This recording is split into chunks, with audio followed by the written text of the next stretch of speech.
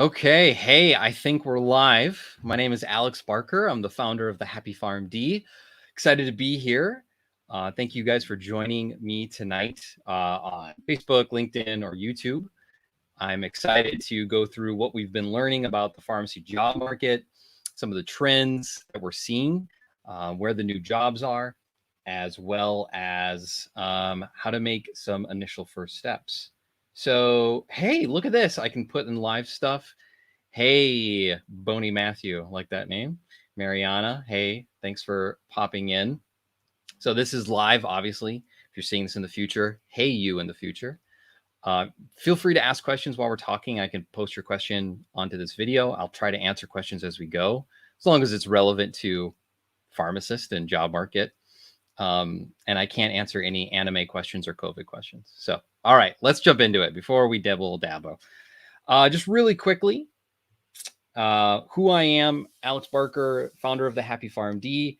I created this company to help pharmacists create inspiring careers and lives. We do that through career coaching and course development. And we've been doing this since about 2017. We've helped over 800 or so pharmacists and get them into different careers and different jobs. And today we're just going to be taking what we learned in Q2, which is about traditionally April to the end of June. So we're going to be doing a quick job market overview. Where were the jobs? What were the jobs? And dig into a little bit of that data. Then we're going to talk about the trends that we saw, where we think you should be looking to in the future, and then strategizing your next career steps. Okay. So just big overall, what are we talking about? What are we seeing? Well, in the United States right now, there's 337,000 licenses. Now, it hasn't been updated for the recent class that just graduated. You can anticipate that number increasing slightly, but of course, people leave the profession as well. About 4,000 averaging right now are retiring every year. This is based on a financial study that was done a few years ago. This, of course, changes based on how the market is doing. You know, when the market's really high, it's a good time to retire. When the market's low, less people retire. So we estimate, about 4,000 people. Then we have another 3,500 people unemployed. This is according to the Bureau of Labor Statistics. And then we have about 1,000 jobs are being eliminated per year. Now, this is an average. It's definitely not what is happening. But according to the Bureau of Labor Statistics back in 2019, they predicted 10,000 jobs were going to be eliminated by the end of 2029. Now, BLS predictions have been wrong, but it's always good to kind of look to the experts to see what do they predict as far as job growth. And then according to the pharmacy workforce survey done by AACP, about a third of all pharmacists are looking for a new job, according to a pretty large survey that they did that can be extrapolated out to our entire population. They found about 35% of pharmacists are actively looking for a new position. So this is kind of like the big picture. What's the context? What are we looking at? These are the hard numbers that we have. Well, I did a poll on LinkedIn a few weeks ago, and I asked the question, would you consider a new job opening if the conditions were right, even if you weren't looking? And 96% of people said yes. This is higher than just an average population in the United States. The average right now, depending on who you look at, is 60 to 80%. And of course, if people are on LinkedIn, they're probably looking. So Boney Matthew, I hope I'm saying your name right. When we ask somebody on the job market, especially retail pharmacists, people will say it's saturated, but in fact, there are many jobs posting every day, but most of the jobs are located in remote areas. Is this correct? We'll dig into it. So let's get into that job market report. So this is something that we're doing as a strategic partner for JobRx, which is, as far as I can tell, the United States' largest job board. And the thing that I really like about our partnership is that they're giving us all this amazing data. They're looking at the nitty-gritty details of where the jobs are down to the zip code, and we get to share some of those results with you. So, what happened in quarter two?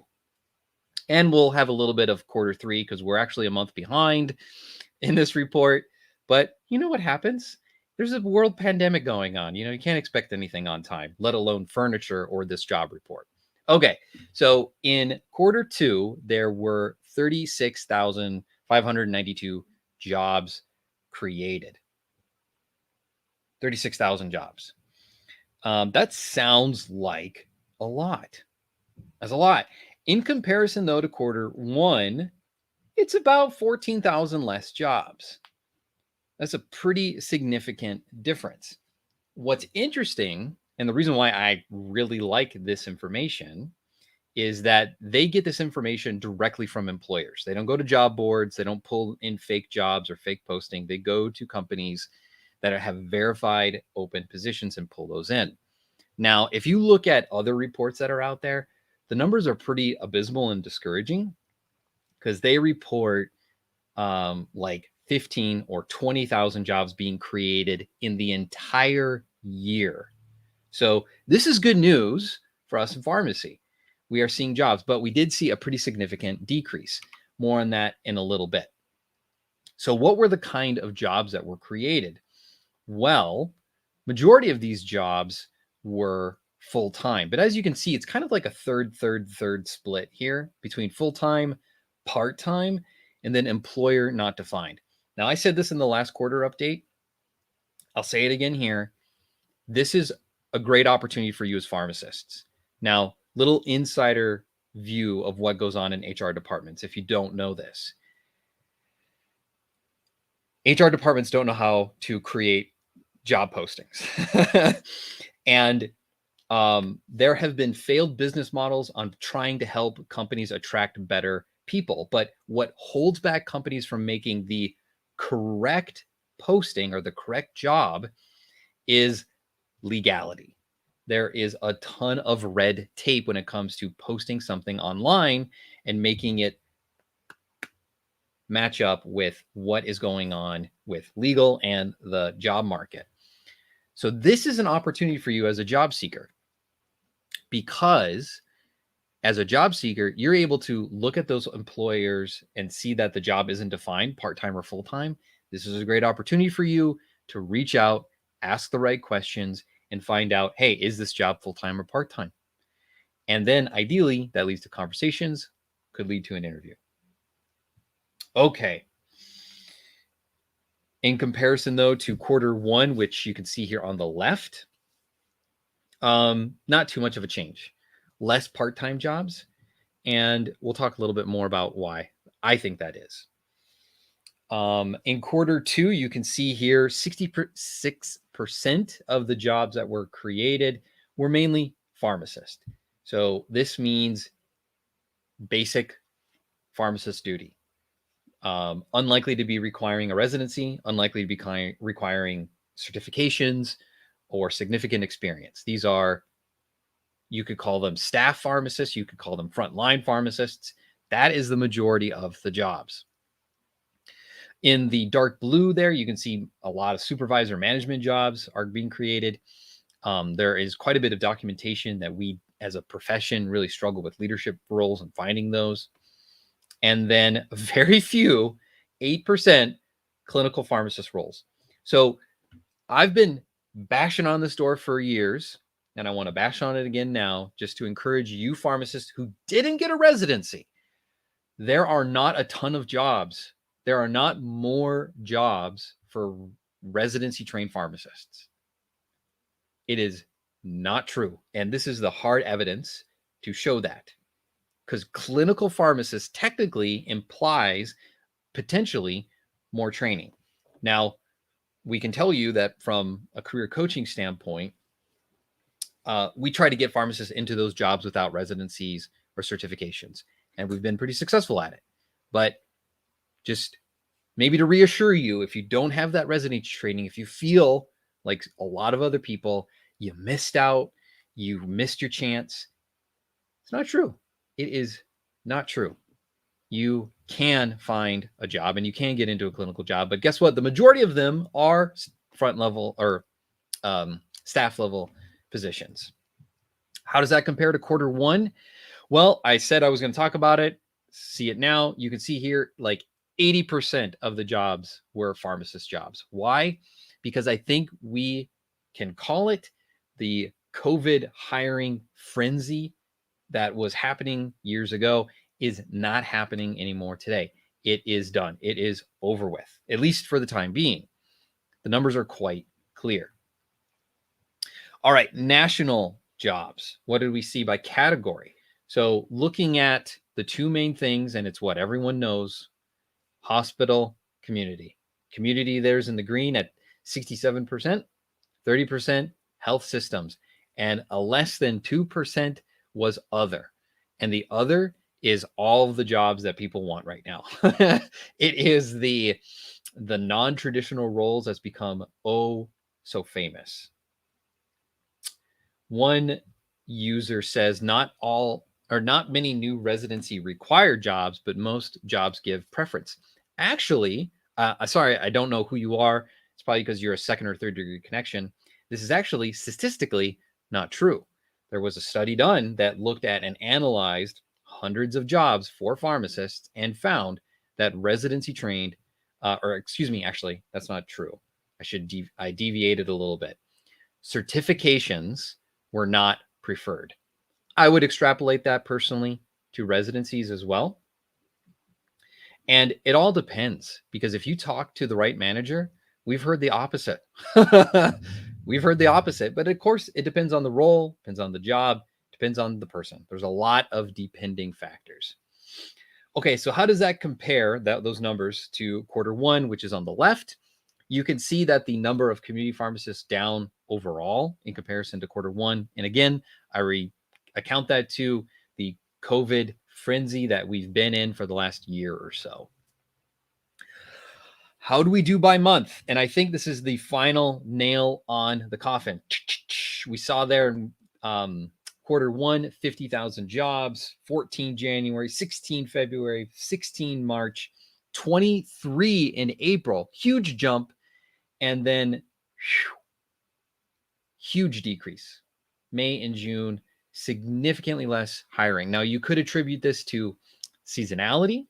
I think you can attribute a large part of it to the decreased numbers to less hiring in community setting, hence why we saw less community jobs posted online. And you can also see in July there that the trend is continuing. July isn't in quarter two traditionally, so just note that this trend, the less available options, that's what we're seeing, is happening. Shalene asks, is there any data on hybrid or shared employment, such as discharge pharmacy or consulting? Well, finding discharge pharmacy roles in and of itself is actually kind of difficult because most institutions can't use the same terminology. So if you type in discharge pharmacy, you're going to find a variety of different options. But with consulting in particular, you're not going to find a ton of options, not by comparison to community or hospital positions. It's why we recommend so often that job boards aren't everything. They're great.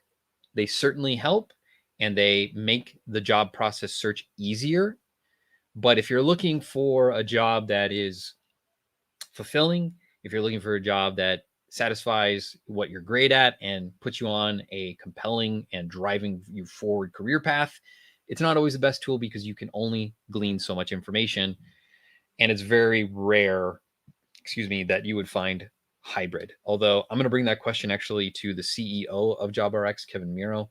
See if I can't do a little digging myself into the data.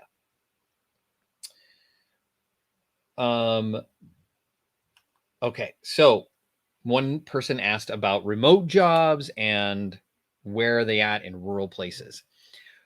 We certainly are seeing a trend for remote positions in hard to reach places. I'll talk a little bit more about some salary data that came out recently that maybe reflects that, but in general, we are seeing remote positions certainly more being seen as the new traditional.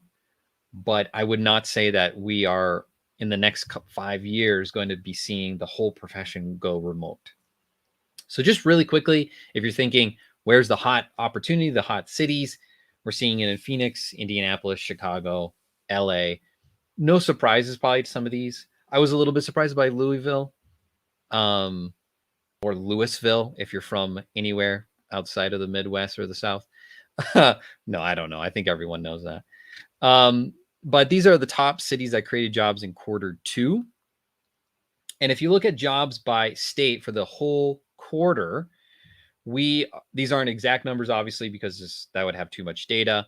But you can see the hot states, right? California, Texas, New York, Arizona, Florida. Probably should be no surprise to you guys. This is where a lot of innovation happens. It's where a lot of moving and shaking and testing and experimenting happen for not just pharmacy, but just for every kind of company. But this kind of gives you maybe a high over level view of where are more opportunities. Okay, so that is the data. That is where we are seeing things. I'd love to know from you. Put it in the comments, and I want to look at them later. What data did we not show? When the CEO, Kevin Miro, presented this data to us, we were like, whoa, this is a lot of stuff. And digging through it has become definitely a challenge. So if you actually are interested in research yourself or want to be published, hey, we'd love to connect with you. Maybe you'd be wanting to dig into this data and asking some questions.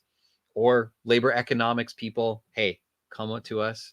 But what trends, what hard evidence would you love to see in our next job report? We do these every quarter, ideally the month after the quarter ends. Of course, this month it didn't happen, but hey, we're glad that you're here. So let's talk about some major trends. I saw someone ask about some pharma stuff earlier. We're going to talk about that. We're going to talk about some pharma trends. We're going to talk about COVID-19, acquisitions, innovations that are happening, PBMs. That may cause an emotional response for some of you. Chains, also maybe an emotional response. And then health systems. So there's some good things here. There's some not so great things here.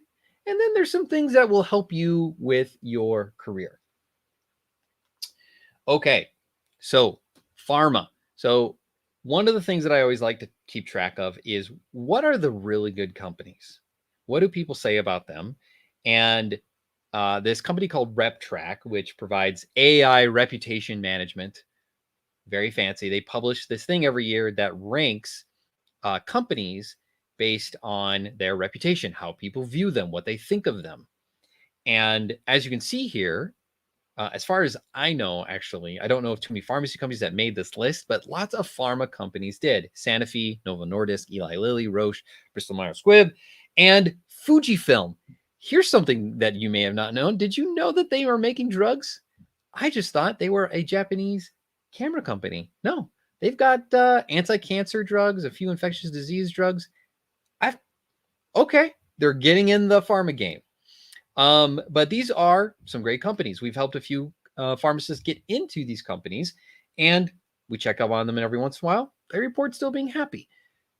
They're not perfect. They're not perfect. And we always want to, be realistic, about this, that companies can have culture, and they can have good culture or bad culture. But really what makes the experience is your immediate team, the immediate people that you're surrounded by. That doesn't reflect here, but I think it's important to share. And interestingly, non-pharmacy related, but one of my favorite companies in the world has the best reputation in the world, according to this AI technology, Lego. I thought that was pretty cool. I love Legos. I got some Legos in my office. I just think that's cool. I don't think too many pharmacists work at Lego, though, but doesn't mean it can't stop you. You could definitely try to get into Lego. It is certainly possible. Pam says, only counts if the employees from within who know what's going on counts. Yeah. It's why doing what we like to call insider interviews is so important, because applying to a job it's like worse than blind dating, because it's you. It's almost like you're talking into a camera about yourself and then hoping that the other person will say yes to the date. The application process is awful, and without doing an insider interview, finding out what people think on the inside, you're not doing your due diligence for your career, and we urge you to do things like that. Okay. Noticing a little bit of a delay here. Hopefully it's not coming out on your side. We also saw in quarter one, this obviously wasn't reported until quarter two, that pharma companies spent $92 million on lobbying, defending high drug prices and vaccine patents. And I think, this is just my opinion, they lost the bid on the vaccine intellectual property bid that they had. Yay, go public health, go ending a pandemic. But despite that, Pfizer still made $3.5 billion in profit in the first 3 months of the vaccine rollout. $3.5 billion. Okay, just to wrap your mind around that, just quick mental exercise. If you were to count, and every single number counted as 1 second, if you were to start right now to a million, that would take you 32,000 years. 32,000 years. I'm only slightly older than 32 years old. That is insane. A billion is 32 million years. I don't know how you don't become your own like sustainable nation at $3.5 billion in 3 months.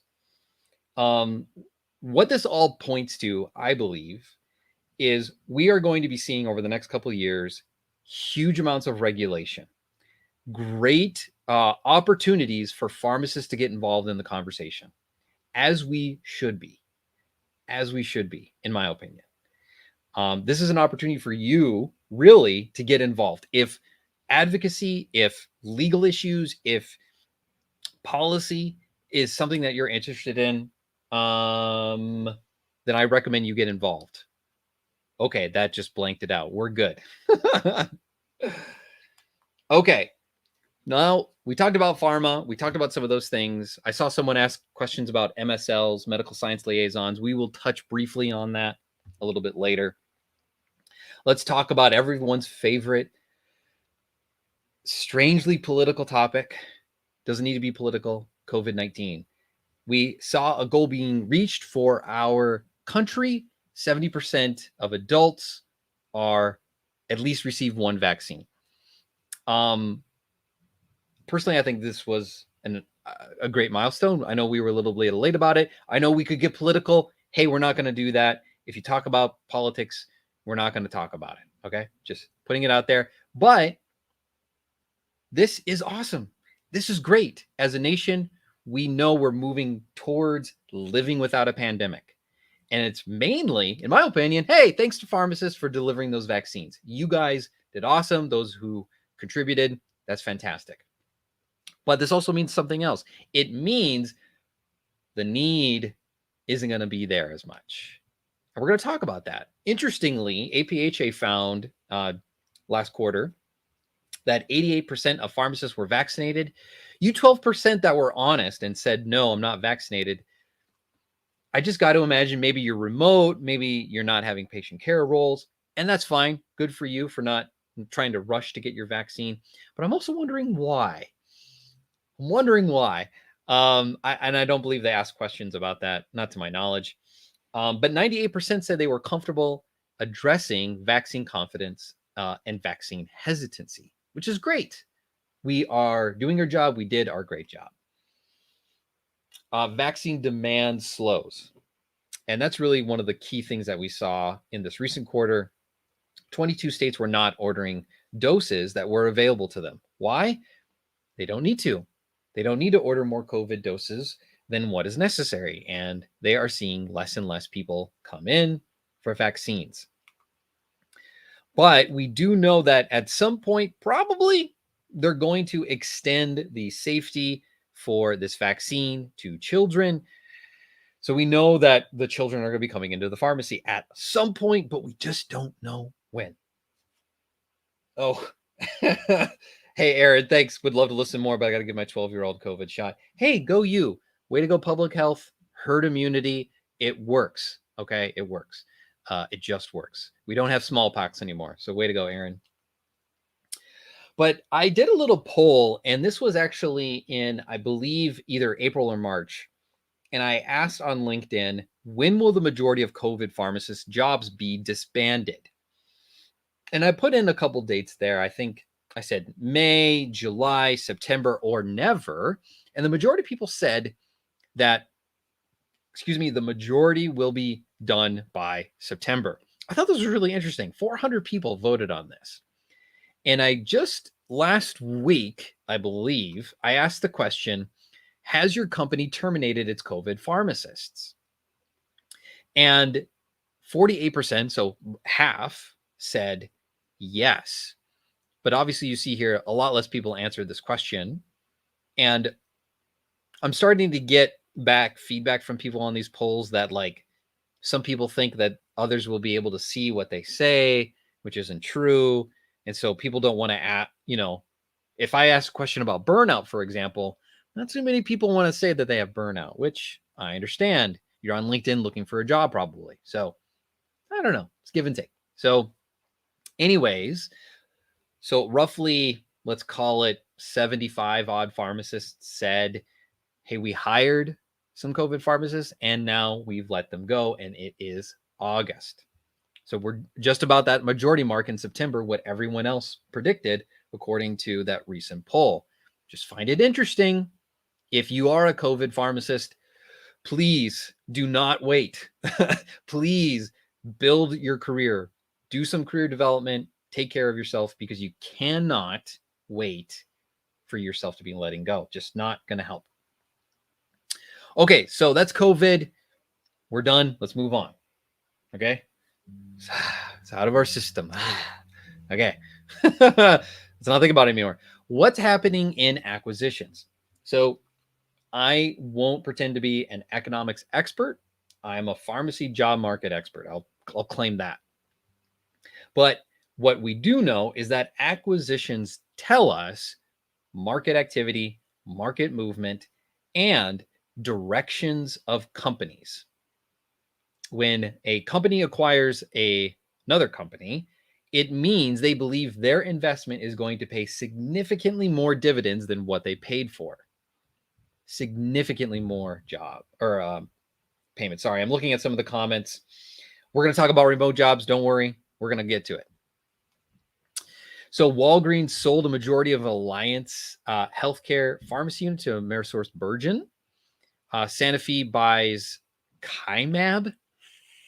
They make monoclonal antibodies. Merck buys Pyodin, which autoimmune. Amgen buys 5 Prime. You probably haven't heard of some of these companies that have been bought or sold. And what does it tell us in general? Well, one thing that I think Walgreens is doing is a defensive play. I think they're trying to avoid attention from the big man in Congress. I think it's a defensive play. I think there's a lot of other reasons we could speculate. But for these others, we are seeing over and over again, namely, very few pharma companies, startups or big ones, that are developing, I would say, medicines for chronic diseases that everyone has. And by everyone, I mean a lot of people. Okay. I'm sorry, I'm using generalities. What we are seeing is people developing solutions to very rare diseases or less popular diseases, or market-wise, autoimmune disorders that do not have great drugs on the market. What does this mean for you? This means, in my opinion, if you want career advice here, if you love cancers, autoimmune disease, and I know that sounds weird, but if you love learning about it, it's probably a better way of saying it. if you love learning about these things, there is a ton of opportunity here, because this is the future of where pharma is going. It has been going and will continue to. And if you can be the expert, the person who knows how to communicate to patients, the person who knows how to speak well orally and in the written form, you can find yourself a role in these companies, whether it's as an MSL, regulatory affairs, medical affairs, heck, even in sales. If you have that gift, you can have a role as a pharmacist. Okay. Innovations now. Amazon. And everyone gave an audible, ugh. Amazon is innovating and they are moving in. I don't know necessarily if they are the biggest player or the most influential player, but they certainly are bringing the big guns, and they are officially open for business in Q2. And you can go to their site and you can look up prescriptions, and they have very few options, but they are hitting the big dogs. They make it really easy, honestly, to compare their typically chronic medications. We're talking heart disease, basically anything heart disease, a few diabetes meds. And they beat everyone practically. As low as $1 a month, you can get a 30-day supply. So I know that people have some really negative opinions about this. I know some people think it's a great opportunity. Those are few and far between. But what I think this is doing is, in the long run, will be better for consumers, patients. I know Amazon thinks them as consumers, not as patients, probably. I can't speak for them. And there are some great people on Amazon. I know them. They're great people. But at the end of the day, more competition means better things for you as a consumer. I've taken this approach with my own company. Hey, I know that there's other career coaches out there, so we want to be the best. We want to be world renowned for what we do. So it makes us try harder. It makes us build a better program. It makes us do more research. It makes us do our due diligence. That's what competition does, because otherwise, when you have one big, player in the market, they can do whatever they want. Price whatever, doesn't matter how poor of a quality it is. So while this may be what you think a doom and gloom, it's actually, in my opinion, good for patients. We're also seeing more retailers doing innovative things. This is not uncommon. Typically, retailers are doing something radical, innovative at a few stores about every quarter. They're experimenting. They are trying to figure out how can we get primary care into our stores? How do we get doctors to show up at Walmart, diagnose people? We can prescribe them their medications, and then we can also feed them, and then we can also get them to buy our products. This shouldn't be a surprise to us, but guess what? It also creates opportunity for pharmacists. What better person who's been the mainstay of what CVS is to help direct how we implement mental health? There's probably already people working on this, but I think this is ultimately an opportunity. And we do know that there are, quote, rumors out there that Amazon's considering get into brick and mortar. Now, if you didn't know, Amazon already has stores open, mainly in large urban cities. Doesn't surprise me. Amazon neither confirmed nor denied it in a few other outlets. Who knows? It could be completely automated, no pharmacist. Maybe it's just a pharmacist on a screen. That is becoming more and more commonplace, unfortunately, in stores. But that is the way of what we're going. And now on to PBMs. And I only have good news for this. I really only have good news. States are probing business practices of PBMs. They're finally listening to us. And I don't know if it's us pharmacists. I know it's a lot of different lobbying groups, mainly patient advocacy groups, honestly, that are, bashing down the doors of lawmakers saying this isn't right. In fact, an attorney general, which I believe this is the first case of its kind, is filing a lawsuit in Missouri about insulin manufacturing prices. Unfortunately, due to technical things, I don't have my notes in front of me, but I believe she was quoted to say that the average insulin price in 2016 out of pocket, if a patient was to pay that, was over $5,000. $5,000. Average, US citizen salary, I believe it's like around $45,000, $50,000. It's a tenth of your income to have a medication that keeps you alive. Whoa. Whoa. But good for her. Let's cheer on Lynn Fitch. Lynn Fitch. This is what happens when you speak in front of people. You can't even say basic words. Let's cheer her on. Let's have her go all the way to the court and take down those PBMs. There are some good ones out there. I'll give them that. But let's be honest. The system is broken and we need to fix it. And in also recent news, and I think this is, again, setting a trend that we need to be aware of as pharmacists, and this creates job opportunities as well, is that in Colorado, they recently passed a bill called SB 175. And what this is creating a council, a committee, typically of non-bureaucrats, at least that's what it's supposed to be.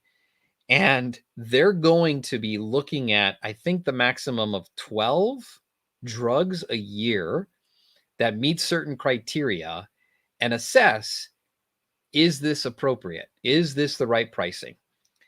Yes, it doesn't fix the problem. It doesn't immediately change the market. It doesn't make it immediately valuable to patients, but it is probably the beginnings of this. Now, how do I talk about this without getting into politics? I don't think I can. So I won't. But what this is doing is the state government is not waiting for the federal government to make decisions about this stuff. The state government is moving forward and wanting to exhibit some sort of control over exorbitant medicine prices.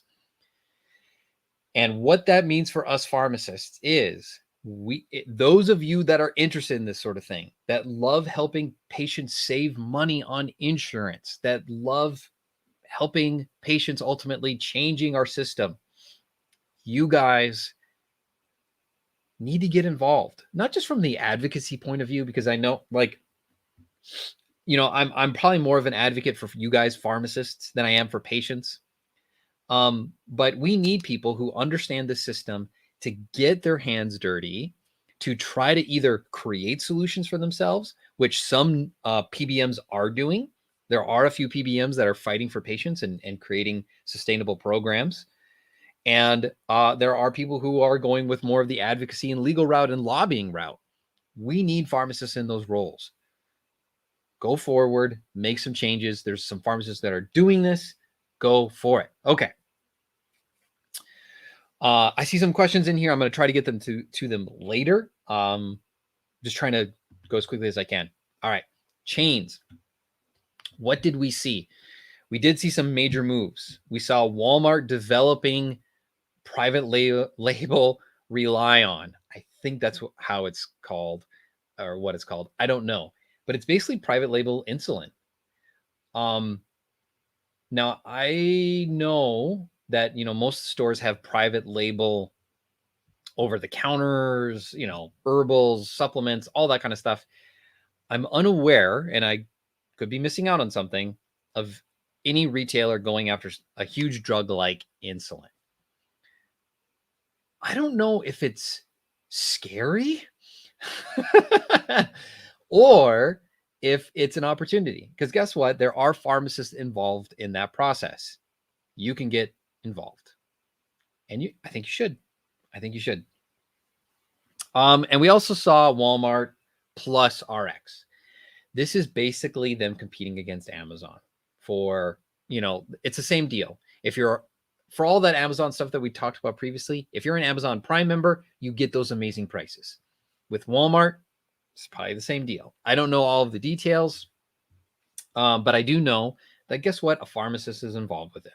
It's creating opportunity.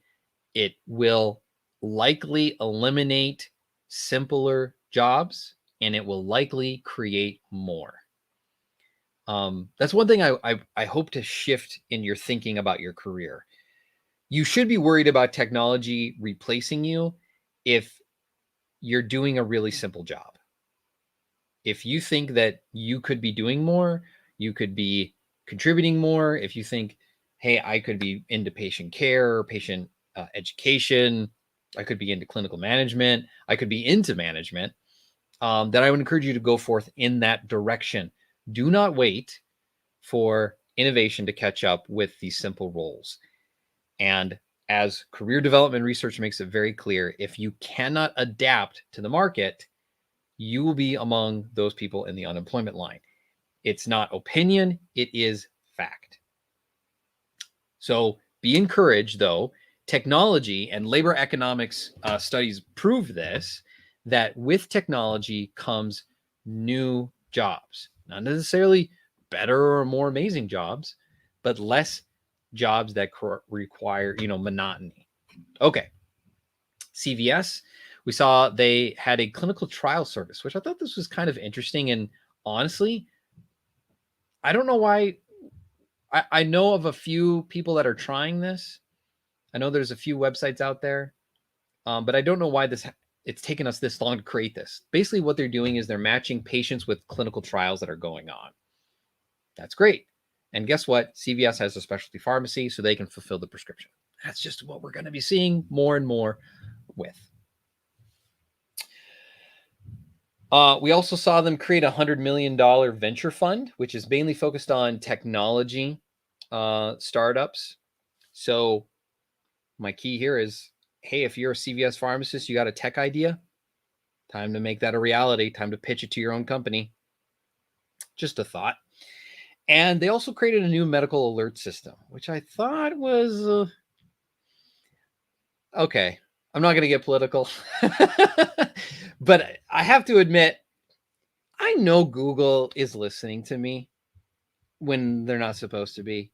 I know it. I'm not really happy about it. But to see CVS make this play is a little concerning. It's a little concerning. Basically, what it is, it's a voice activating system where you can, say, hey, life alert, help, kind of thing. And we see CVS innovating. We know that will probably create some opportunities, but less so probably for pharmacy. And then, oddly enough, Walgreens launched a credit and debit card, diversifying funds for the coming, bull market, maybe, I guess. I'm not sure. Ugh, weird. And usually companies that do this, they don't implement it successfully. There are very few select companies that do, but I just find it sleazy, maybe. Just not, it doesn't feel good. Doesn't feel good. And finally, workload. What did we see? I pulled a poll. Marianne, like the Target Red Card? Yeah. Maybe you enjoyed that, Marianne. I don't know, but I asked on LinkedIn, and 421 pharmacists said that yes, workload demands have increased in the last 3 months. Now, this is obviously a very biased survey, but we know from the AACP workforce study in 2019, I know it's 2 years old now, it's shown that trend has gone up and up and up and up, which of course means burnout is increasing. It is. And we don't have to get into it totally, but we did see a few cool things. We saw that the Missouri board is investigating conditions at pharmacies because people are complaining. This is another woohoo moment. I know I saw a little woohoo earlier from Marianne. Woo! Yes. Pharmacists are making their voices heard and people are taking action. Now, the question is, will they do anything? Who on the board can pull strings for companies? That's all speculation, But if pharmacists didn't make their voices heard, then nothing will change. It's very unlikely that pharmacists will unionize at smaller institutions, even at mid-level institutions. We're talking hundreds of employees. It's unlikely that that will happen. So the way to change things is to make your voice heard. Make your voice heard. And in a constructive way, my friends. Don't be out there talking smack about what is going on and being diminutive of your company.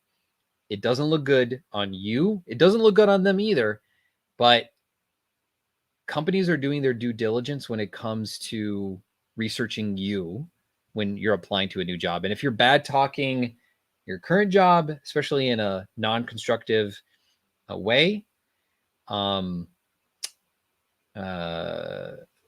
likely going to be doing that for your next company. That's what managers think. So just be careful when speaking online. And then finally, Drugstore News broke a story that I found really, really compelling and interesting. And basically, what they said is that because of the COVID pandemic, pharmacy now has increased profit, prominence, and power. They've increased their workload and increased demands. They've increased demands. And this means it's tough. It's tough. Because guess what? Like I just showed you in that survey, I would go back, but I don't want to because, presentations and I'm doing this live. It is a fact that people are being let go at companies. It is a fact that the COVID hiring frenzy is done and they're not being replaced. And yet workload and work demands haven't decreased.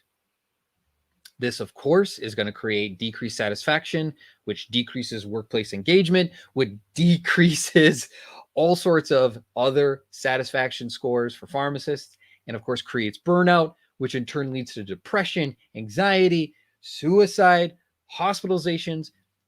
This is a serious deal. And I wish companies would care a little bit less about bottom line, care a little bit more about their employees, but we're not here to talk about that. We're here to talk about you and what you can do about it in your career. If you are an executive, if you are a manager, you can make some changes. You can change the workplace. You can make stress levels decrease by creating a great culture, by helping out with workload and doing the right things. If you want to talk to me about those things, I'd love to talk to you because we would love to help more companies create happy employees. Okay. Really quickly, I did a poll a few months ago. 1,000 people did this one. Thank you guys on LinkedIn for doing that. That's awesome. But when asked, what's the overall trend with salaries? And most people think it's decreasing. So every year we come up with a salary report, and every single year, based on multiple sources from different sources of information, okay, we have found consistently the average salary is slowly increasing, if not just staying about the same.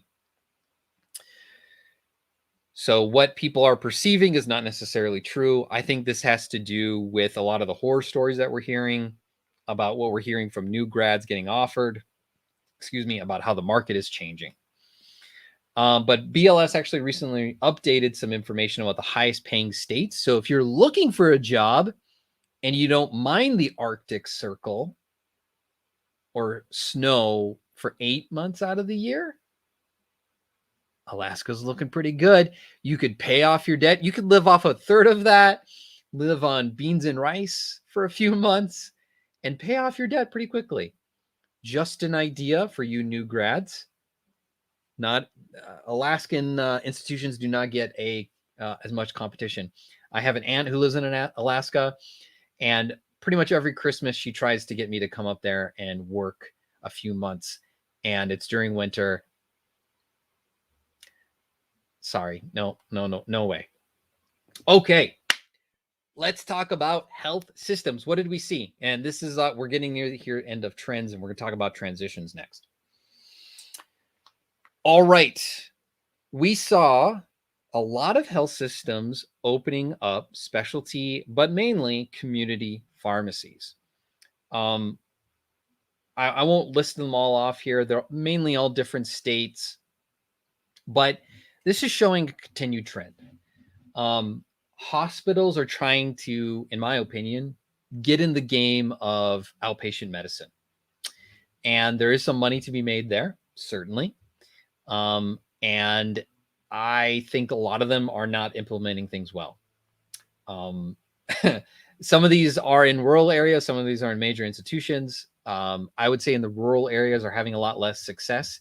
As we talked about, I think in our first ever Q1 job market report, there's a huge number of these health systems that are on the brink of closing, And you need to be aware of that.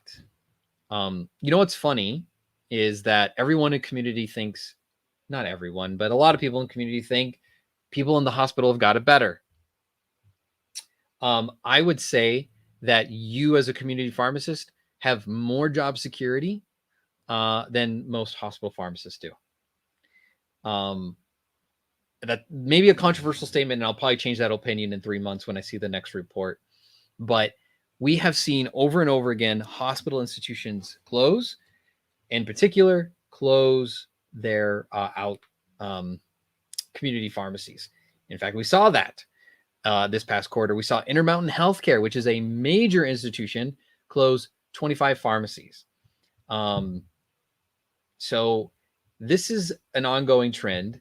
We know that many hospitals are going bankrupt. So if you are considering getting another job, maybe at a hospital, or maybe you're considering transitioning into the hospital space, you know what? That's great. As long as you really develop your career and you don't stay stagnant and you just do the job, your security is probably in a better position as far as your career goes. However, be diligent. Understand your institutions or potential institutions' financial health. Many, if not the majority of hospitals are nonprofits. Their reports are made public. So you should be able to find this information and documentation. We've saved quite a few people from applying to places that, frankly, were on the brink of closure. And while, maybe I should try to predict more things, I don't want to be a doomsayer, things like that. But you just be aware. Don't be afraid even to dig in your own institution's financial reports. It'll be super boring, but I can tell you what, it's better to be aware of that than to be unaware and potentially at risk for losing 100% of your personal income. And finally, this is a poll that we did on LinkedIn, and this was for managers only, which we know managers are not on LinkedIn as much as pharmacists on the front lines. We know that people are getting a lot of applications. And we did a little bit of digging into these places, and we can see who posted, by the way. We can see who voted on the poll, but people in the public can't. And we saw that the majority of the people who had 0 to 49 applications were in usually smaller cities. Major cities or suburbs of major cities had 50 plus. We kind of see a half split here. 47% or 57% had up to 50 applications, and then over that had more. Majority of these people were in the community hospital settings, health system settings. So take this with a grain of salt. Okay, so we talked about some doom and gloom. We talked about some opportunities for you as a pharmacist and what you should be looking into. And we talked about what we saw as trends in the job market. Now, just want to talk briefly about what should you be doing. We want to give you some overview advice over what we've seen pharmacists do successfully to transition into jobs that they actually enjoy and create more work-life balance. And so let's jump into those. In my opinion, you really have 3 options: do nothing, passive job search, or have an active job search. So doing nothing, this is kind of like just hoping for things to get better. Maybe you have actually tried in the past to look for something and you weren't successful. And so you're kind of like, well, I'm just going to keep doing my job. And maybe things will get better. I think of an old friend named Jennifer, who was a pharmacist for years. I won't say for what community pharmacy, but she was hoping that for years. And then they took her tech away. And then they took overtime away. And then they took vacation time away. And she was on a trip to Paris and dreading going back to work the whole time. And she knew she had enough. That's the equivalent of hoping for things to get better. You need to understand that downsizing is a reality. We all know that pharmacists right now are, quote, a dime a dozen. They're absolutely right. When pharmacists don't know how to brand themselves, when you don't understand how to network or do insider interviews with people at companies, when you don't see opportunities when they're right in front of us, you need to be aware that downsizing happens. For example, for part of my time and my clinical career, I worked in the anti-coag clinic. And at the height of its, its glory, I guess, the clinic had 3 full-time pharmacists working with, I don't know, maybe 1,000 patients or so. Now they've downsized to less than 1. And that was over 2 or 3 years. Jobs are going away. They're becoming remote. They're being sent, to consulting companies. Things are happening where you need to be aware that ultimately no job is secure, but what can be secure is building an indispensable career. You also have career stagnation if you do nothing. And I don't blame you.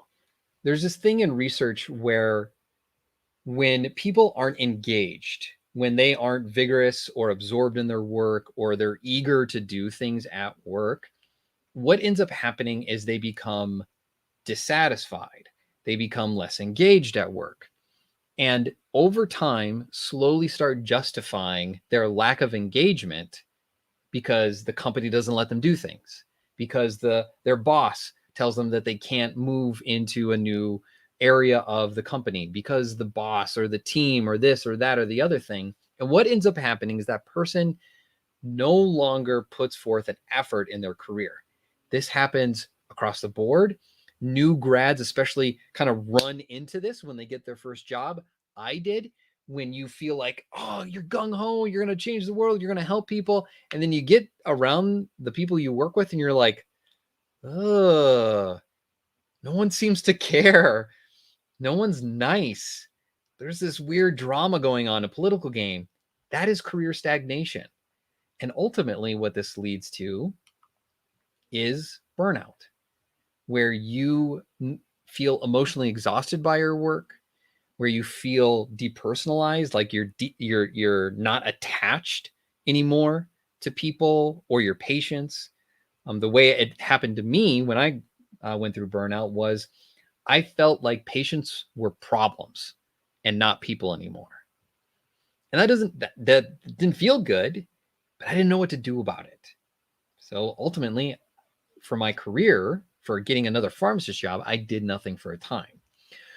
You can do what a lot of people do, and that's the passive job search approach. So you don't try to change things at work. You're just like, okay, I'll accept things as they are.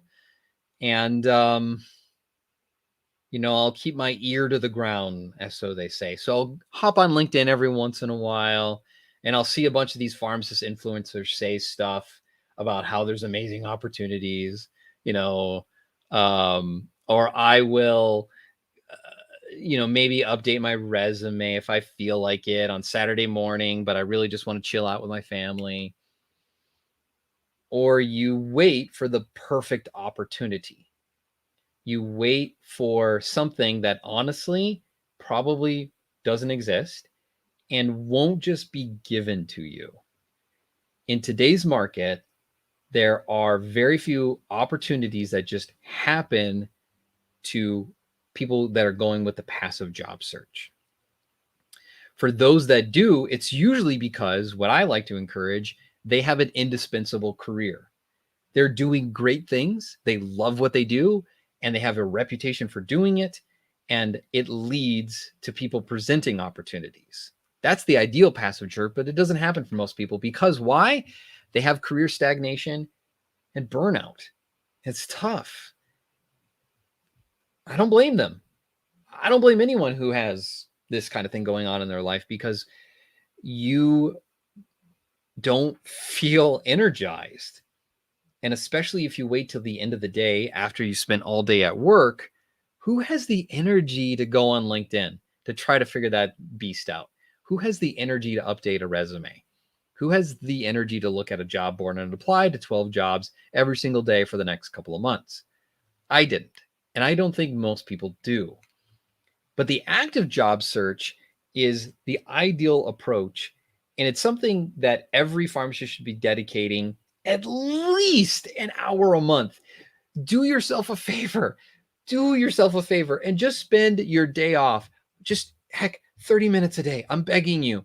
And just spend a little bit of time digging into yourself, building yourself up, whether that's through heck, reading, I don't know, a career or business book. Hey, check my book out. I'd love to reach it, but it'd be unprofessional to grab for my book while giving a presentation. But read a book, do something to give yourself some energy, be motivated again, to de-stress, and to give yourself that opportunity to build something active. Choose a career path to follow. If there's one thing I hear pharmacists saying over and over again is, man, I don't like my current job, but I don't know what else is out there. I hear things like, and here's what you're, if you say yes to this, you know you've been marketed to, you should try MSL. You should try PGX. You should try MTM. You should try so on and so on. And it's people who are typically selling certifications. And ultimately, what I encourage you to do, if you don't know, is to do some research. Don't commit to anything, but just do your due diligence. Dig in, find out what it's all about, find out if there's even opportunity from people who are doing it through insider interviews. Then you need to create a job referral network. This is eventually what you can create, and it becomes a passive thing. But if you're not actively networking, if people aren't reaching out to you about things, then unfortunately, in order to like start the prime the engine of the network, you've got to do the first little bit of pumping, and eventually it's going to go off on its own, just like an oil well. They eventually have to like do a lot of digging, do a lot of drilling, but eventually you hit oil and it comes out on its own. But that's only after you do that initial work. And then you need to follow career development, proven research to build an indispensable career. The research is really clear about what works when you have an indispensable career. And it's that opportunities are presented to you. You have a job referral network. Things happen on the regular where you are building yourself up rather than building up your company up all the time. You're spending just a little bit of time working on yourself. And ultimately, what this should lead to by having an active job search is to transition into a better career in life. For a long time, our slogan used to be helping pharmacists into better jobs. But what I realized pharmacists, what they really want at the end of the day is that they want to do a good job. They want to help people, but it's so that they can enjoy the rest of their life, so that they can enjoy their vacations and not have to dread work or think about work. They want to be able to enjoy their families. They want to be able to make an impact on their community or in the profession or just for patients in general. But it's hard to do all of those things outside of work when you are stuck in something that ultimately drains all that energy away. When I was burned out and I came home, I didn't want to play with my kids. And they really wanted to play with me because I was gone all day. And I remember just telling my wife before I came home on the car ride, please distract the kids. Please don't let them know I'm coming. Just let me chill for like an hour because I don't have the energy for them. And that created a lot of dad guilt, which wasn't cool, wasn't fun, but that was my life. And that's what burnout feels like when you're not actively pursuing a career that's indispensable. So where are the jobs? Well, as we talked about, I think JobRx is one of the best places. There's Indeed, there's Glassdoor, there's LinkedIn, and there's company websites. You can go to these, you can find them, you can do your research and dig in a little bit, network, do all those typical things that you need to do in order to identify where are the companies that you want to work at. And here are some of the emerging roles that people have alluded to earlier. What's out there? What's the hot stuff? So we know MSLs is really hot. And honestly, we need to publish a research paper about this. But what I can tell you is that the MSL role is highly competitive. If you were to talk to one of our Happy PharmD coaches, Sandeep Chakrabarty or Nazan Ortun, they are both pharmacists and they work at pharma companies. They would tell you that these jobs are insanely competitive. They normally go to people with industry experience. There are other jobs that you can get as pharmacist that are lower hanging fruit, less competition, where you stand out more as a candidate. Doesn't mean it's impossible. We've helped a few pharmacists with no experience become MSLs, but it takes quite a bit of career development to get to that point. Remote roles are insanely popular. I saw a few people posting about that earlier. I'm sorry, there's like a ton of comments here, which is, hey, it's great. Thanks for being here. Remote roles are getting more popular. They're becoming a little bit more normal. And you can typically see when a remote role pops up in a job opening. And we're seeing that in clinical. We are seeing it in staff pharmacist roles. We are seeing it in PBMs. And thus, there is a lot more competition for these roles. We are seeing the health consultant kind of be like the quintessential entrepreneur route for pharmacists. And there's a few influencers out there that are doing this. There's also a few influencers that are out there who have courses on how to do this. And I think the health consultant, it's a health coach role. And honestly, anyone can do it. The bar is very low to be a health coach. And we actually have, I'd say technically one of our coaches is a health coach.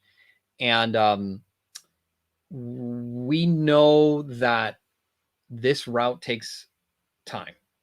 This is not an easy transition. This isn't the kind of thing that you can do, apply to a job, and all of a sudden you have, a ton of money, or you've at least replicated your income. It takes a long time to become a health consultant because you have to build business, and that requires learning a ton of things: sales, marketing, operations, fulfillment. It's a long road, but it's become very popular right now, particularly among students. Pharmacogenomics is insanely popular right now. It seems like every other person that talks to us is saying they want to get into it. What we can say from a job market point of view is that there are very few actual jobs as a pharmacogenomics specialist. There are jobs out there. You can work for labs. You can work for referral agencies. You can work as a few consultants. In fact, I have a client right now who is a startup owner of a pharmacogenomics company as well as a health consultant. And what I can tell you is that this, again, is very entrepreneurial in nature.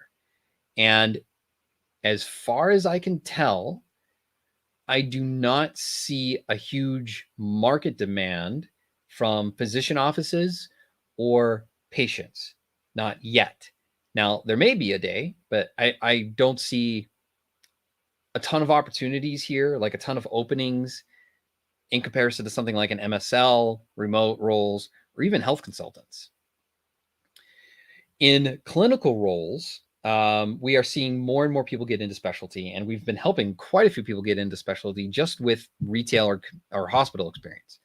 It's quite easy to get into, honestly. And we're seeing a lot of people interested in entrepreneurship, but it's almost like people, they want it, but they don't want to do the work for it.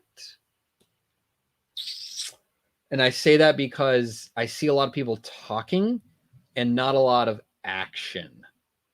And I'm also seeing a lot of what I would call solo entrepreneurs or solopreneurs for short. I don't like any word added to preneur after it. It just reminds me of manure.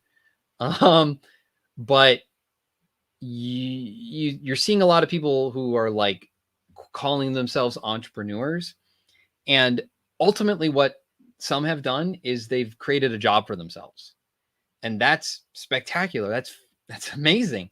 That's a feat, but that's not a business. That's a job. And if you're a freelancer, which is a viable career path, it's not a business. Because a business implies multiple people are working for you. There's different departments. People handle different things.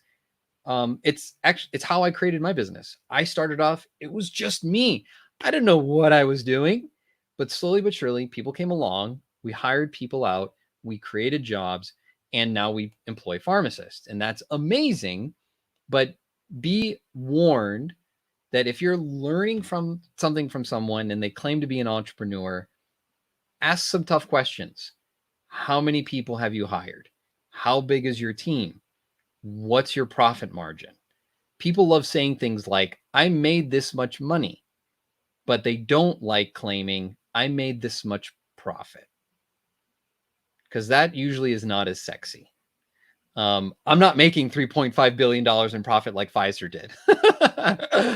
Not even close. And that's okay, because everyone's on a different journey. All right, enough waxing and waning. Let's talk about medical writing. This is really popular. Any pharmacist can do this. It is so easy to getting paid.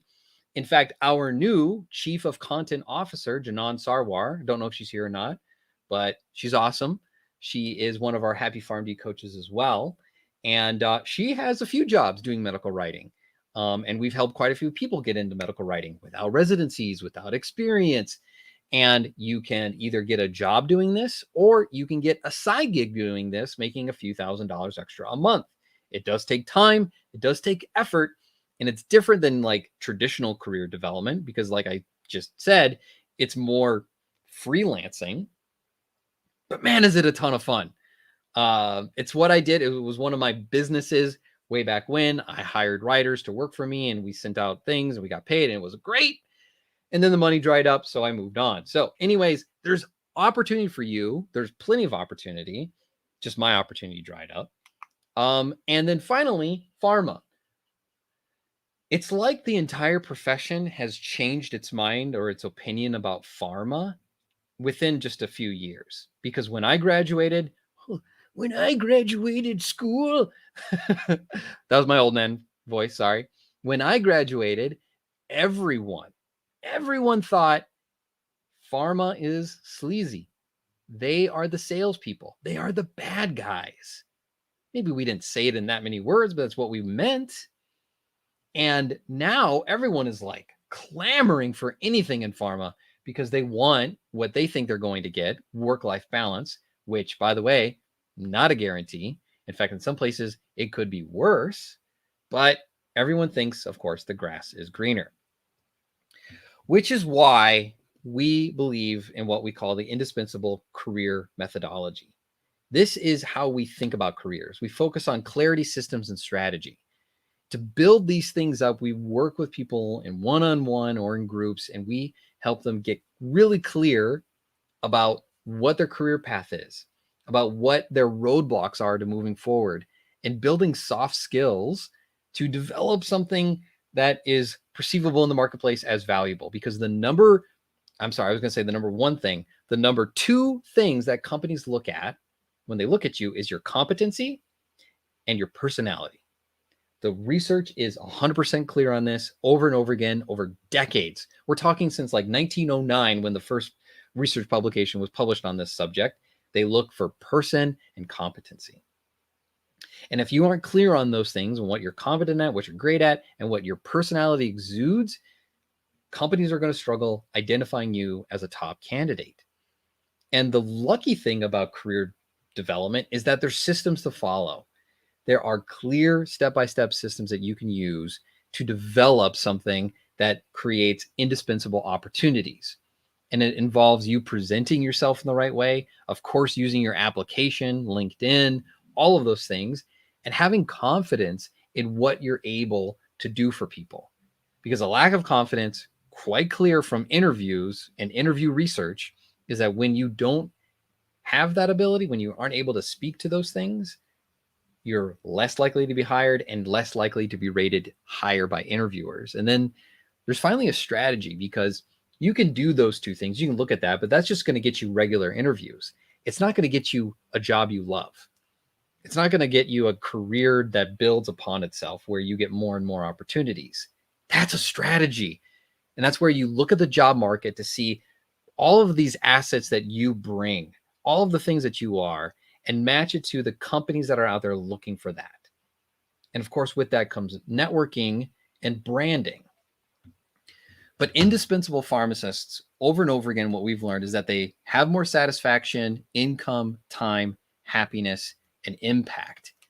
And one of my favorite stories is a good friend of Sama, who is out of Boston. She worked in community for years. I think she was in compounding when we started.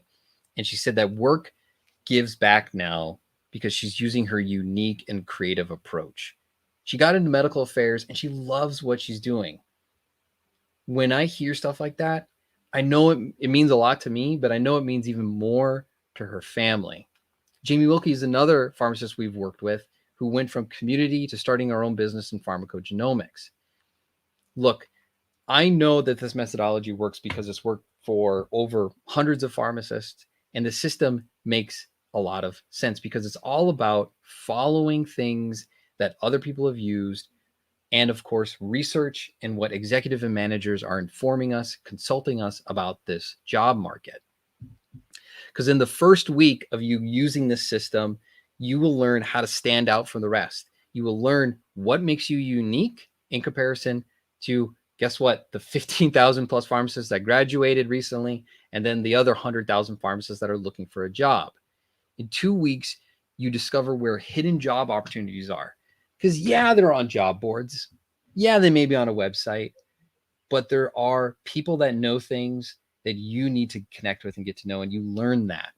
In 1 month, you start getting interview requests. We've seen this when people follow our systems step by step. That's the key thing. They get interview requests. In 3 months, they get new jobs and they're negotiating new terms for themselves where they're getting the benefits they want, they're getting the income they want, and more importantly to me, this is the thing I care about, they get vacations that they want. This, over time, builds the indispensable career path. And it's just about following a plan. This career journey that you're on is totally unique, but there are things that you can learn from executives, from managers who consult us and inform us on our program. You can learn from career development research that isn't just for the whole world, but for pharmacists also specifically. And you can also learn from our coaches who know the career path, who have been down the path themselves and have helped others move along that way as well. But look, it's about progress over perfection, because I think we're trained as pharmacists to be perfectionists. I think we're, for whatever reason, meant to be that because of the demands of patient care. But you don't have to be perfect in your career. In fact, you should be making mistakes because you won't learn if you're not willing to be right. I'll say that again because I think I said it wrong. If you're willing to be wrong, then you can make mistakes, and that develops careers. Because you can't approach someone perfectly. You can't have a perfect interview or a resume or a cover letter or even the perfect first job. It doesn't happen. And so instead, this is about picking yourself up and moving forward. Okay, what is in the past happened, but what's in this moment is exactly what needs to be, because it is what it is. So now we can move forward. We can pick a new path to choose and pivot into something that really matters. So what I would encourage you to do, if this sounds like you, if you want insight into really moving into that next career, I would encourage you to schedule time with one of our team members. I'm pretty sure this will take you to Eric Wilson, who is our career advisor. And in this call, what he can help you do is help come up with some initial steps into moving forward into that career. And the beautiful thing is Eric now has been with me for over a year. Woo woo! I think Eric's on the call. Way to go, Eric. And he's actually an old friend of mine. We played Dungeons and Dragons together. And he's now seen lives change over a long period of time because we follow up with our clients. We find out, hey, what's going on? How are things going? Anything we can help with? And over again, he tells me these stories of pharmacists who have gone from just abysmal working conditions, and even actually some pharmacists who are like high achievers doing great things, but just not in that perfect role. And that simple shift into engaging work creates for them a balanced life, the ability to be with their kids, the ability to enjoy their family, the ability to actually pursue some hobbies or play some video games like I do. That is what an indispensable career path can do for you. So I'd encourage you go to thehappypharmd.com/schedule, and you'll see a little calendar there. It'll ask you a few questions, I think like name and phone number, and you can talk with him and get started on your path. Hey, even if you don't work with us, you're at least going to get some insights into what can happen in your career if you move forward and take some risks and do something that matters, make bigger impact. So I know I had a few questions pop in, and I'm going to try to answer those. I know my support team, AJ, is here. Hopefully she can send me some questions I see. I do see one from Mariana. Is how about a career pivot? Can it reinvigorate career? Totally. Depends on what you mean. When you say career pivot, Mariana, do you mean like into something different outside of pharmacy? Or do you mean just in pharmacy in general? But I would say totally, because when we first built our program, we actually thought, okay, we need to focus on things like resumes and job or cover letters and interview skills, and those sort of things would help people, and they did to a point. What we found over and over again is people would take these classes and yet they would get more interviews, but not more opportunities. They wouldn't get job referrals. And once they got the next job, they were usually looking for another job within 6 to 12 or even 18 months. So we kind of reinvented the wheel. We thought, okay, they are having this problem. What if we focus on helping people develop a career versus developing career skills? And that's how we started our main class, Career Jumpstart, which is all about focusing in on what makes you great, what keeps you engaged, and where is the demand and the opportunity in the marketplace. Matching those things up and finding those initial opportunities, because those initial things lead to more and more. I know, for example, Sama, who I mentioned earlier, has had other opportunities come her way. Why?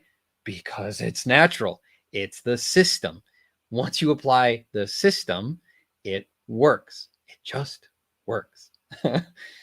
Mariana, different than pharmacy.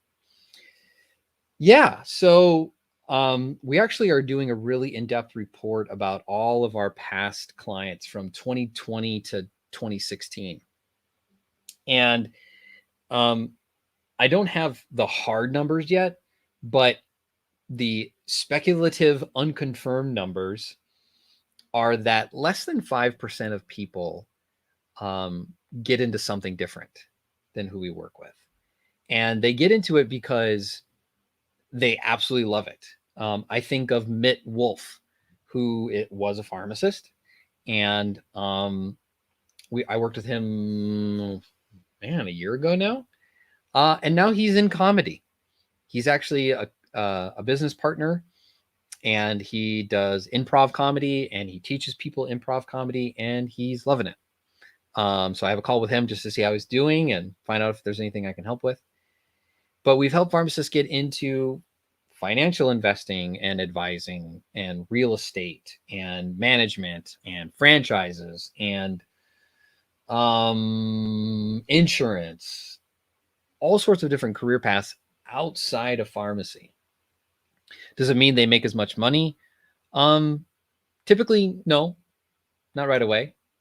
But for many of the careers that people get into, the trajectory for them is actually much higher than pharmacy. Everyone thinks that it's really hard to make a career transition in pharmacy. And in part, it's true if you live or beyond your personal income and you have a really high income. But actually, what's true about things like even pharma, which in some cases can have lower average salaries for certain roles, typically not MSLs. But what can happen is you have higher trajectory. Your salary later on in life, after years of service, is much higher than pharmacist salary. So on average right now, according to our job report, we're in the 120 range. But if you were to stay years in pharma and climb the ranks and work hard, you're looking at 2, 3, 4, even 100,000. If you're talking sales, which starts off super low, you're talking, 50, 60, 70,000 maybe in the beginning. But over time, unless you spend your money really foolishly, which if you do, you should talk to my boys at Your Financial Pharmacist, Tim Ulbrich and Tim Baker. Then yeah, you'll never want for money if you get into pharma sales and if you do a good job. But leaving the profession is it's a pretty serious thing.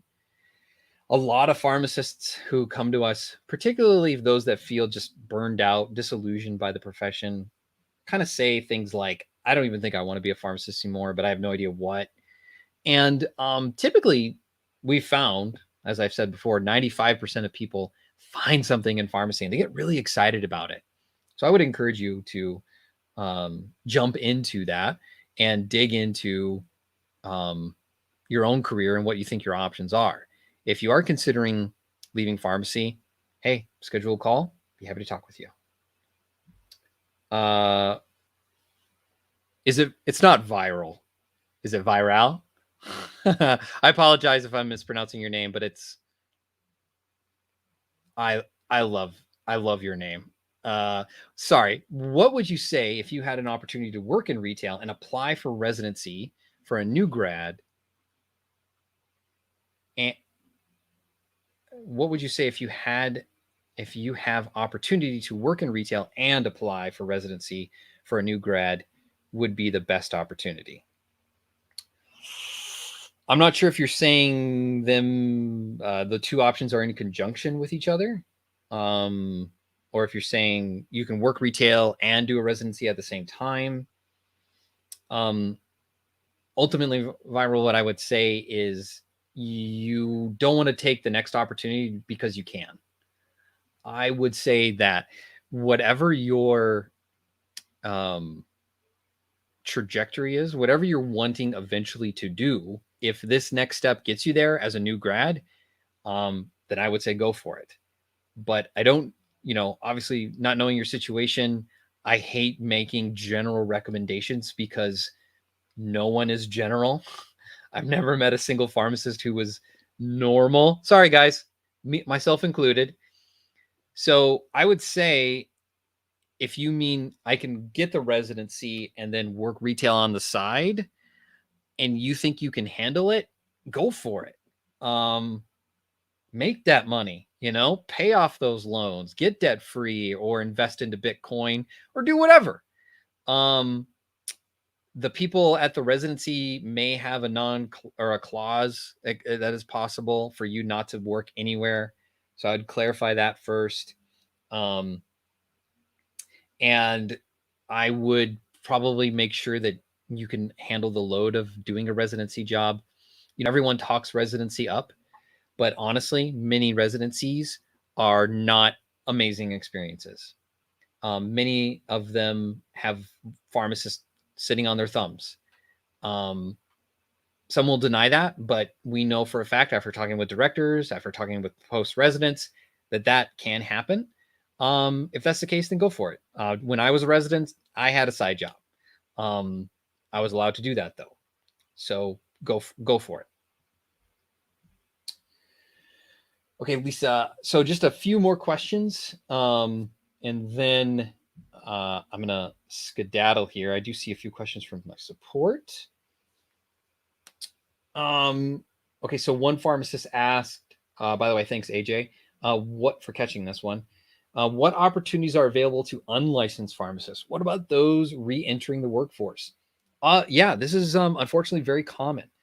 Earlier in this year, we actually did kind of like a charity event where we were helping out a few unemployed pharmacists with career coaching and career development, and help them get jobs. And we've helped out a few unlicensed people before. Typically, what you're able to do is consulting work, and and by consulting, I mean non-patient care. So, advising roles, regulatory roles. I really wanted to interview this pharmacist, but she wouldn't let me. She had this amazing story of going through, opioid abuse, losing her license. And yeah, that sucked. But she clawed her way out and she got out of her position and she got into this amazing job using a lot of the systems that we use in our indispensable career. And she has a great career. But she didn't. I think there was a lot of emotional pain still there, and so she didn't want to share. But that's what I would advise you if you're unable to get your license, be able to talk about that, be willing and be able to speak to it. Do not expect pharmacist salary. Tell the truth about it during interviews. Do not lie. I've talked with a few pharmacists who've made mistakes like that. And ultimately, don't be gearing your career probably towards any patient care related paths.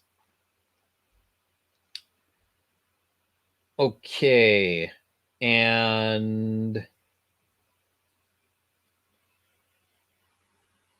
hey, the career safari. That sounds like fun. Why do I feel like I've run across you? I have a master industrial pharmaceutics from the United Kingdom and all international experience. I'm currently in the US and trying to start a career in drug safety and pharmacovigilance. I need help. You're talking to the right person. The Career Safari. You need to talk with us. Please, please, please. I'm going to put that banner back up. Schedule a call with Eric. One of our coaches, Nazan, was a pharmacist from Turkey, has a PhD, came to the United States. She's working in pharma. She's worked at a few pharmaceutical companies. She would probably love talking to you because I'm sure your journey has been similar to hers. You need to talk to her, but first you got to talk with Eric. We try to protect our coaches' time. We're a little bit protective of them. So please, please, please, at least follow up with me with a message. You want to talk with her. So please schedule time. There's a lot that we can help you with. Okay. Lisa asked, what is this system you're talking about that opens up job opportunities? I don't know if what you haven't seen or haven't watched thus far, but it's all about this system. This is kind of like a high level overview of what we work on with pharmacists, focuses on clarity, systems, and strategy. All of these things that we work on with people create an indispensable pharmacist where jobs are presented to you. It takes time to develop this. It takes energy on your part. And most importantly, it takes guidance from a career coach, counselor, and trainer from one of us who's also a pharmacist. We got 10 pharmacists on staff that do career coaching, and I know that they're willing to help. On the topic of, I'm just going to skip ahead here to, hey, if you want to schedule again.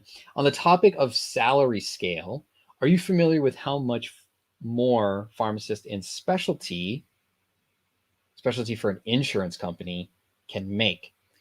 Insurance company, no, that's a subspecialty. I don't know to that granularity. Sorry, Lisa. But if you do go to our salary report on thehappypharmd.com, we have a pharmacist salary guide on there. Let me know if you can't find it. I'd put a link. AJ, maybe you can find it on our website and you can put it on the chat. Lisa is on YouTube. So if you could put the link there, that would be fantastic. It's our 2021 pharmacist salary guide. I think there will be some information on there. If I had to guess, Lisa, I would say it's comparable, but I can guarantee you that the work-life balance is significantly better in comparison to most clinical, both hospital and retail positions. Mariana asked, and this will be the final question, guys. Oh, I saw one more thing. Okay. Sorry, Mariana, you didn't mention MTM and managed care. What are the prospects for future growth of pharmaceutical careers in these fields? Oh, Mariana, it's because I only have so much time. I'm already a half hour over what I wanted to do, but I'm glad you're still here and asking engaging questions. So I don't really have hard evidence to give you. What I'll say is really short. I'm very opinionated about MTM. I do not believe, personally, I do not believe there is a great future or opportunity in solely MTM careers. So if you're thinking about taking a consulting gig that just does MTM, I would, not as a coach, okay, but as an advisor, I would just say, be careful. Be careful, because that business model has not been doing well. It hasn't been doing well for years.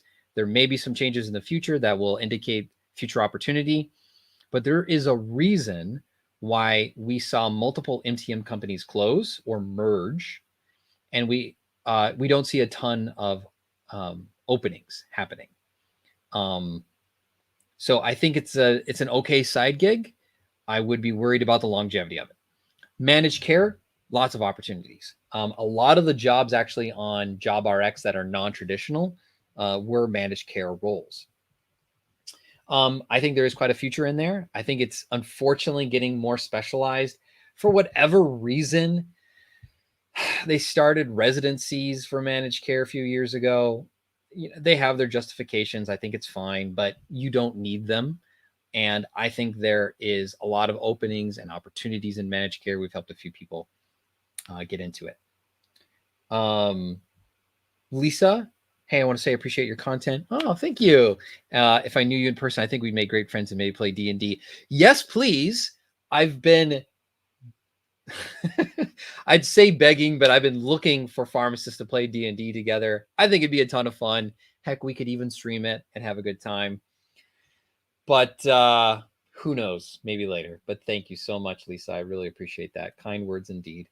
Thank you, everyone, for your time. Thank you so much for being with us today.